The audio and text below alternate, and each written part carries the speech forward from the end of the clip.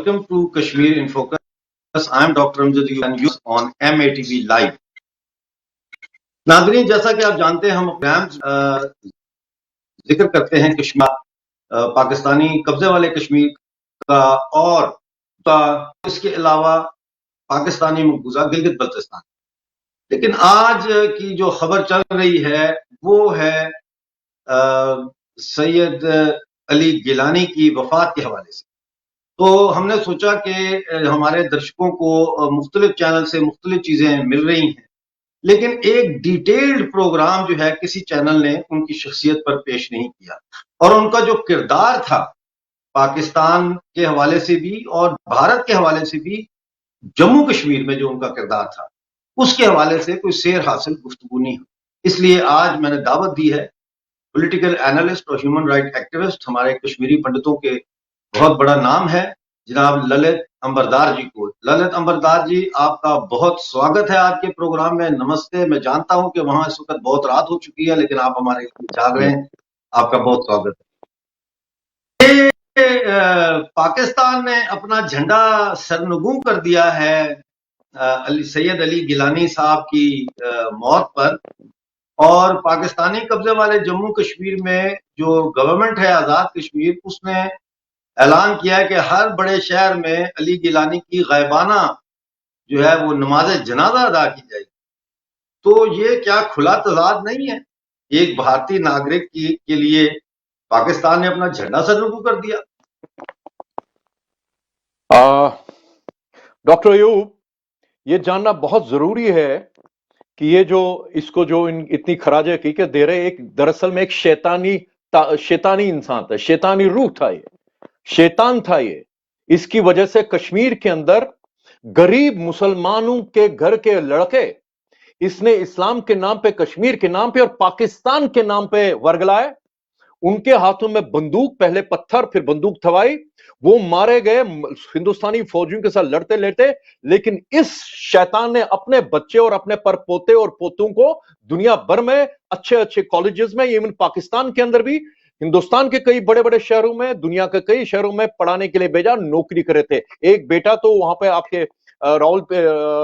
रावलपिंडी में या नहीं, इस्लामाबाद में नौकरी करा था, डॉक्टर था। ठीक है, तो ये ऐसा इंसान जिसने औरों के बच्चे मरवाए लेकिन अपने बच्चों को जम्मू कश्मीर की सरकार की नौकरी में लगवाया, ये ऐसा शख्स था। 3 बार जम्मू कश्मीर लेजिस्लेटिव असेंबली का ये मेंबर चुना गया है। 3 बार उसने हिंदुस्तान की आईन के ऊपर हाथ रखे कसम खाई है हिंदुस्तान के आईन की। ऐसा दोगला इंसान। और जब भी इसने नाम लिया, बाद में जब ये मुसलमानों का ठेकेदार बन गया, इसका नारा क्या था? आजादी बाराए इस्लाम इन कश्मीर, कश्मीर में इस्लाम की आजादी, हम पाकिस्तानी हैं, पाकिस्तान हमारा है, ये नारा कह के इसने कश्मीरी मुसलमानों को वर्गलाया।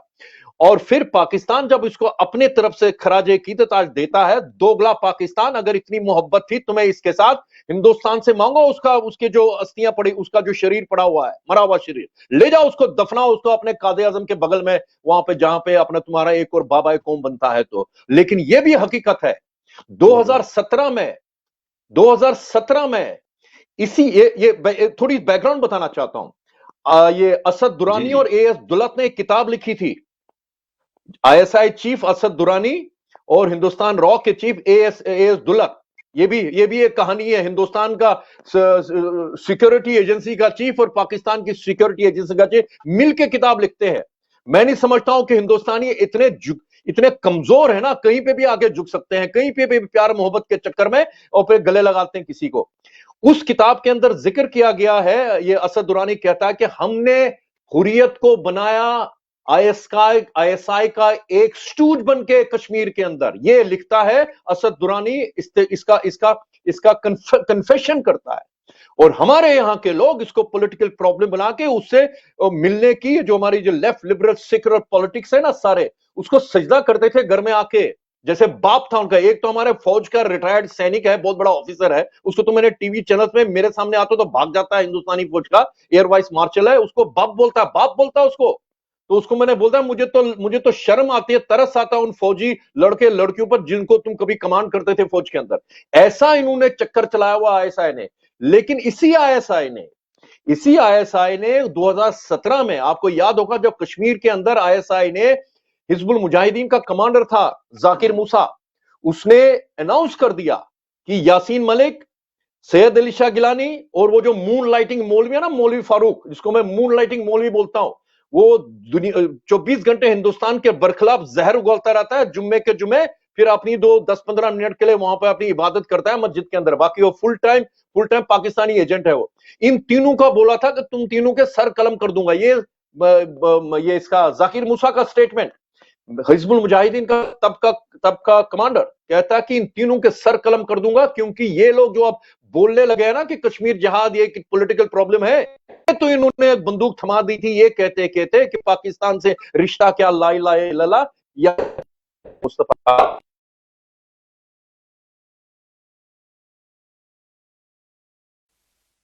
जेनोसाइड हुआ था इन्हीं नारों के। तो जी, तो ये जो जाकिर मूसा ने जिसको जो धमकी दी थी ना, बोला तुम लोगों के सर काट के लाल चौक पर लटका दूंगा, हमें यहाँ पे कोई पॉलिटिकल प्रॉब्लम है। ऐसा क्यों बोला? ऐसा उन्होंने क्यों बोला था? क्योंकि इन्होंने अपना क्योंकि सर वो इन्होंने अपनी जो पॉलिटिक्स को थोड़ा बदलने के लिए हिंदुस्तान के ये जो लेफ्ट लिबरल सेक्युलर उनका नैरेटिव बनाने के लिए, ताकि वो दिल्ली में उनकी वो पैरवी करें, उन्होंने बोला कि ये पॉलिटिकल प्रॉब्लम है।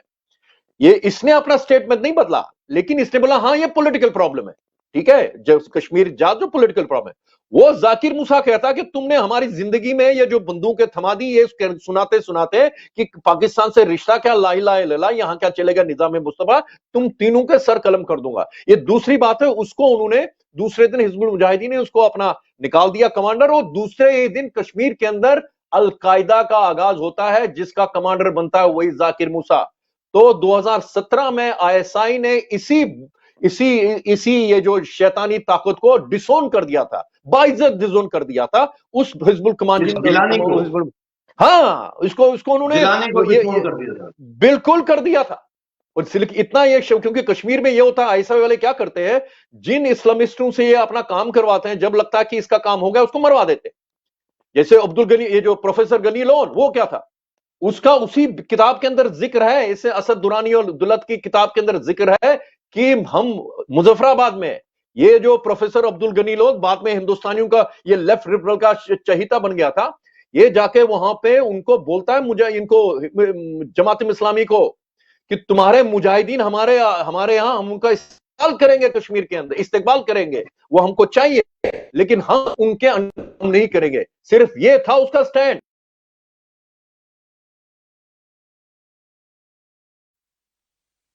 ताकत 1990 का किरदार था, जब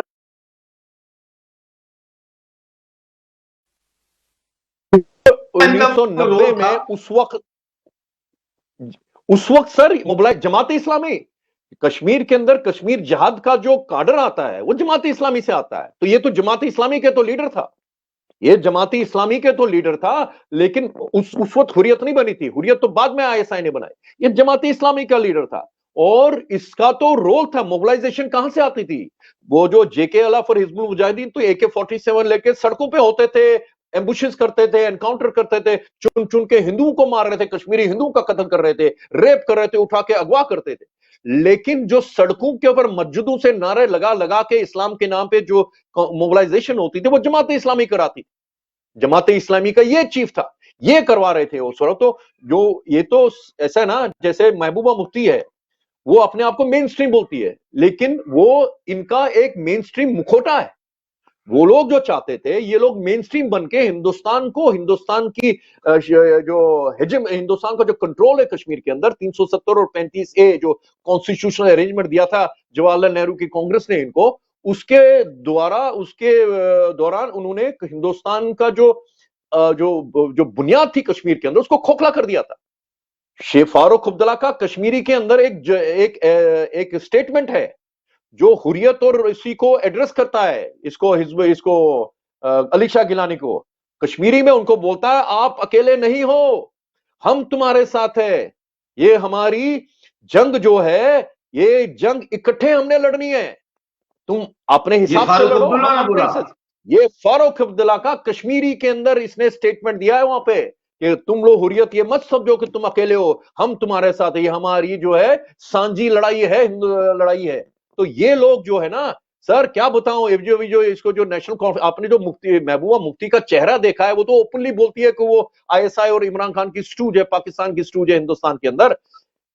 नेशनल कॉन्फ्रेंस का बारामूला कॉन्स्टिट्यूंसी से जो आज की तारीख में लोकसभा का मेंबर है ना, member of parliament Akbar loan, उसने जम्मू कश्मीर असेंबली में नारा लगाया था पाकिस्तान जिंदाबाद। बाहर जर्नलिस्टों ने पूछा कि तुमने ऐसा क्यों किया, बोलता है कि मैं मुसलमान हूं। जब मैं इनको तकलीफ होती ना टेलीविजन पे या कहीं डिबेट्स के सेमिनार के अंदर, जब मैं बोलता पाकिस्तान से रिश्ता क्या, ला इलाहा इल्लल्लाह, वो तो उनकी बुनियाद है। लेकिन कहते नहीं जी हमारा तो पॉलिटिकल प्रॉब्लम है। और वो मेरी बदकिस्मती है कि हिंदुस्तान की आईन का ऐसी हालत कर दी उन्होंने, हिंदुस्तान का इलेक्शन कमीशन उस आदमी को पार्लियामेंट के बिठा के रखा हुआ है, अकबर लोन को, और महबूबा मुफ्ती जैसी पॉलिटिकल पार्टी कर देना चाहिए। देखिए ना, सर जेल में आदमी को जो लोकसभा या भारत की पार्लियामेंट में बैठकर पाकिस्तान जिंदाबाद का नारा लगाता है, उसको तो हमेशा के लिए डिस्क्वालीफाई कर देना चाहिए। जी, जिस दिन उसने ये जम्मू कश्मीर असेंबली में नारा लगाया था, हमारी बहुत बड़ी डिबेट हुई थी प्राइम टाइम चैनल्स पे, 2-3 चैनल में मैं भी था। तो हम लोगों ने ये प्लीड किया सरकार से, जेल में डाल दो उसको। पाकिस्तान में होता तो अभी तो फांसी पे चढ़ गया होता 2-3 घंटे में हो। तो वो अभी तक उसको दोबारा, उसको तो नेशनल कॉन्फ्रेंस ने, अब्दुल्ला परिवार ने उसको तगमा दिया, उसको फिर असेंबली से लोकसभा में भेज दिया, ताकि वहां पे वो पाकिस्तान से रिश्ता क्या, ला इलाहा इल्लल्लाह की आवाज बन जाए। इसी प्रकार से ये जो महबूबा मुफ्ती है, इसकी पार्टी बिल्कुल वैसी ही है। पाकिस्तान का कंट्रोल करना चाहते हैं, ये झंडा लगाना चाहते हैं सेक्रेटेरिएट के ऊपर। वो कभी दूसरी बात करेंगे, इनका जो सेल्फ रूल का डॉक्यूमेंट है।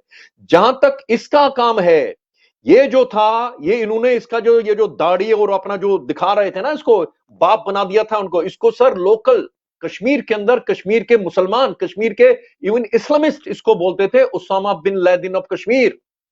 कहते हैं कि जिसके गले लग के ये माथे को चूमता था, 24 घंटे के अंदर अंदर उसका खात्मा हो जाता था। यही किया था उसने अब्दुल गनी लोन को।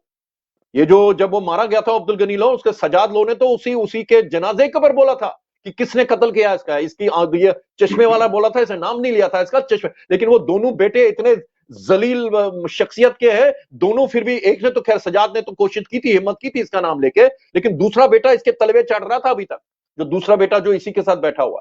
इन लोगों ने, इस आदमी ने, अली शाह गिलानी ने कश्मीर के अंदर बटमालू में उसामा बिन लादेन का जनाजे, जुम्मा का जनाजा पड़ा था वहां पे, लोगों को इकट्ठा करके।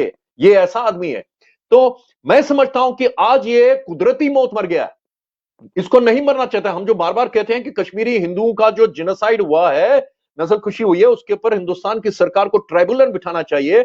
जो लोग जिंदा हैं या जो लोग मर चुके हैं उस वक्त, जो डायरेक्टली इन्वॉल्व थे या जिनकी वजह से ऐसा हुआ, जिनके कहने पे ऐसा हुआ, और जो लोग उस वक्त दिल्ली की सरकार में थे और कश्मीर की सरकार में थे, सबकी तहकीकात होनी चाहिए ज्यादा, चाहे वो जिंदा, जो जिंदा है उनको फांसी पे लटका दो, और जो नहीं है तो जो सजा मिलनी चाहिए उनको पोस्टुमसली मिलनी चाहिए। और इस आदमी का मुझे ये रिग्रेट है, ये जिंदा, इसकी तहकीकात जिंदा नहीं होती हुई, नहीं तो इसको भी फांसी के फंदे पे होना चाहिए था। ये हमारी कोशिश कर रहे हैं, इस सरकार को भी कर रहे हैं कि ऑफिशियली आप डिक्लेयर करेंगे कश्मीरी हिंदुओं के साथ जो हुआ वो जिनोसाइड था, तो आपको जिनोसाइड का जो यूनियन कन्वेंशन ऑफ जिनोसाइड है वो फॉलो करते हुए ट्राइब्यूनल बिठाना पड़ेगा। तो ये जो इंसान ने, इसने कश्मीर को बर्बाद किया, गरीब मुसलमानों के लड़कों को इस्लाम के नाम पे, पाकिस्तान के नाम पे, आजादी बारा इस्लाम के नाम पे वर्गलाया, उनके मां बाप को बर्बाद करके रख दिया इसने। लेकिन अपने बच्चों को उसने जितनी अच्छी तालीम दी,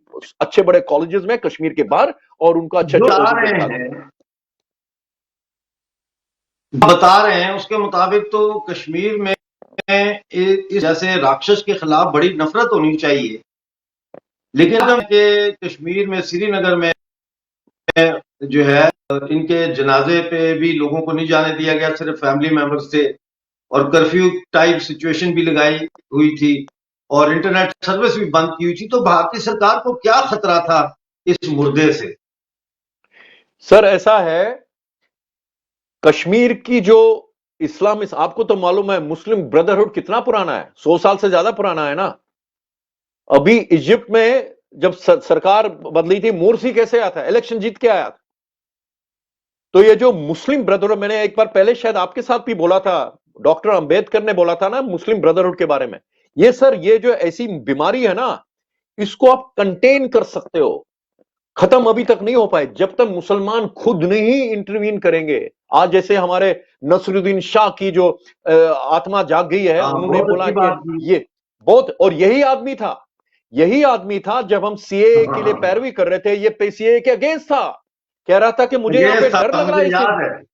सर स्टेटमेंट इसका हाँ यह था कि हमें इस हिंदुस्तान के अंदर डर लग रहा है। उसी स्टेटमेंट में बोलता पाकिस्तान हाँ में तो हमें अपना घर जैसा माहौल दिखता है, हम अफगानिस्तान से मेरे पुरख तो 700 साल पहले आते, लेकिन हिंदुस्तान में उसको अभी 1 साल पहले डर लग रहा था। आज उसका जमीर जाग गया, अच्छी बात है। तो मैं ये कह रहा हूं कि जो इस्लामिज्म की जो है ना, जो ये बीमारी है ना सर, जब तक नसीरुद्दीन शाह जैसे लोग इस प्रकार की आवाज नहीं उठाएंगे और उस पर अड़े रहेंगे, कुछ पता नहीं 6 महीने के बाद नसीरुद्दीन शाह और क्या बोलेगा, किस किस अंदाज में बोलेगा, ठीक है। लेकिन जब तक इस्लाम के अंदर रिफॉर्मिस्ट नहीं आएंगे, तब तक ये मुसीबत मुसलमानों को, खासकर मुसलमानों को जेल नहीं पड़ रहे। अफगानिस्तान में कौन किसको मार रहा है, कौन भाग रहा है वहां से, मुसलमान भाग रहे हैं, है ना। हिंदू और सिख तो खत्म कर दिया उन्होंने वहां पे, अब कौन किसको मार रहा है वहां पे। हजारास की हालत इनका देखो सर, हजारा की अफगानिस्तान के अंदर शिया लोगों की ऐसी हालत है, वो बस अपना गिन रहे हैं कि अब कितने दिन बचे हैं उनके लिए। जिस दिन हुकूमत लगी, देखें इनका कैसे क्या शिया लोगों को, करें, और इसलिए कश्मीर के इनका अंदर क्या जो करें है जो सर, नहीं नहीं, इनका क्या करें जो मुसलमानों के लीडर बने हुए हैं भारत में, और जो आज बयान देते रहे हैं सारा दिन, तालिबान को मुबारकबाद देते रहे हैं, और उनको तालिबान की जो ये कब्जा है, इसको फतह मक्का इसकी बड़ी मुसलमानों की फतह है, और ये हिंदुस्तान में बैठे हैं और इनको टीवी के ऊपर जो है प्राइम टाइम पे टाइम दिया जा रहा है।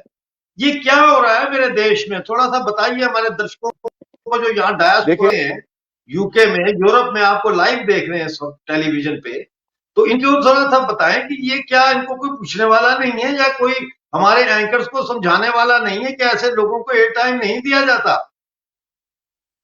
नहीं डॉक्टर अयूब, मैं थोड़ा सा आपसे इस पर डिफर करूंगा। हमें ना पिछले 70 साल से हिंदुस्तान के अंदर, हिंदुस्तान की आवाम को ये अफीम पिलाई गई, ये जो गंगा जमनी भाईचारे की तहजीब की बात सुनाई गई। लेकिन क्या ये आप नहीं जानते 14 अगस्त 1947 को क्या हुआ था? हिंदुस्तान में पैदा हुए लाखों हिंदुस्तानियों ने अपनी मादर वतन के साथ गद्दारी की, जिन्ना का साथ दिया, टू नेशन थ्योरी का साथ दिया और पाकिस्तान बनाया। वो कौन थे? वो क्या कोई फिजा से आए थे? मार्स से थोड़ी आए थे। वो हिंदुस्तान यूपी और बिहार से तो गए थे, केरला के मुसलमान गए थे कराची में बसने के लिए, ठीक है। लेकिन लेकिन जिन लोगों देखें ना, ने वो आज इलेक्शन जो में, पाकिस्तान में सिंध में, देखिए पाकिस्तान में सिंध में जो आज उर्दू स्पीकिंग सिंधी हैं, जो यूपी से थे और दूसरे इलाकों से जो गए थे पाकिस्तान हिजरत करके, वो तो आज कहते हैं कि हम हिंदुस्तान के साथ जाना चाहते हैं और बड़ी हमारे बुजुर्गों ने गलती की कि पाकिस्तान बनाया। आज की जो नस्ल तो इस चीज को नहीं मानती जो उनके पुरखों ने किया। बिल्कुल सर, लेकिन वो समझते हैं जो मुहाजिर बन गए, और जिनको उस वक्त जल्दी ही समझ आया, जैसे बड़े गुलाम अली तो जाके वापस आ गए थे ना, और यहां पे उन्होंने हिंदुस्तान का सबसे बड़ा तगमा भी उनको दिया गया।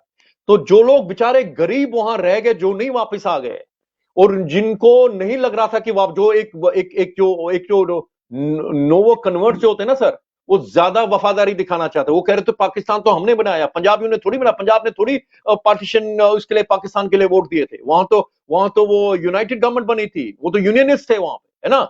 वहां पे तो अकालियों ने और कांग्रेसियों ने उनको वोट दिया था, यूनियनिस्ट को तो समर्थन दिया था, पार्टी बन गया था। लेकिन आज की तारीख में पूरे पाकिस्तान को वही पंजाब चलाता है, वही ठेकेदार बन गया सबका। तो जो हिंदुस्तान के अंदर जो रह गए थे, जिन्होंने पाकिस्तान को वोट दिया था और यहां रह गए थे, उनकी जहनियत अभी नहीं बदली। दक्कन मुस्लिम लीग का प्रेसिडेंट हुआ करता था वहां पे सर, मद्रास प्रेसिडेंसी का मोहम्मद इस्माइल, उसने तरले किए मोहम्मद अली जिन्ना को कि दक्कन को भी जोड़ दो पाकिस्तान के साथ।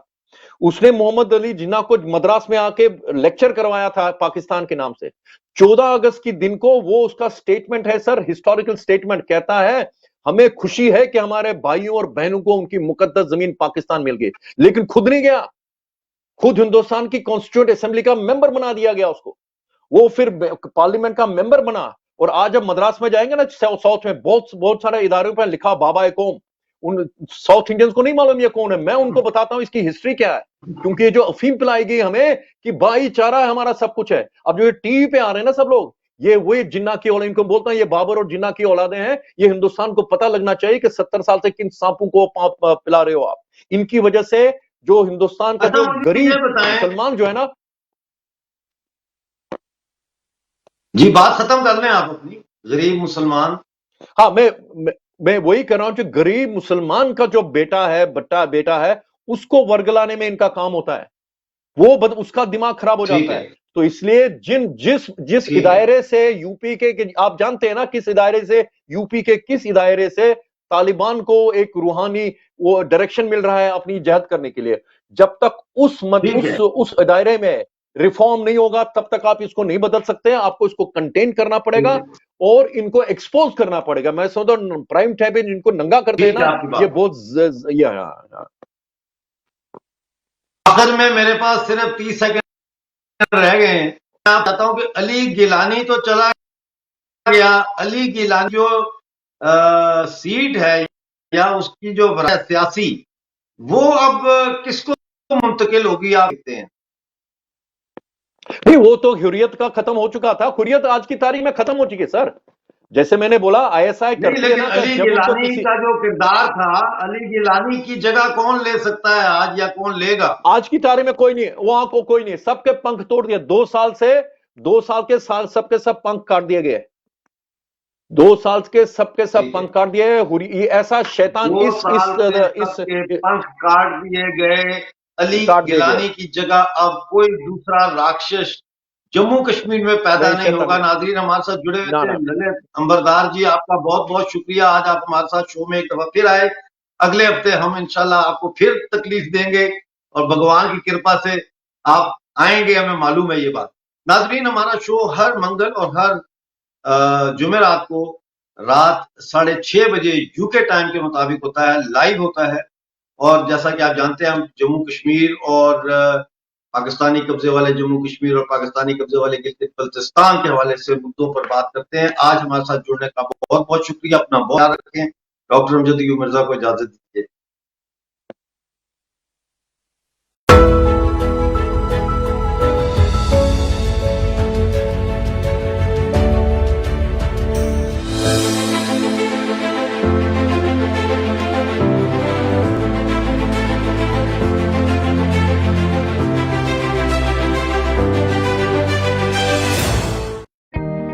Sensodyne repair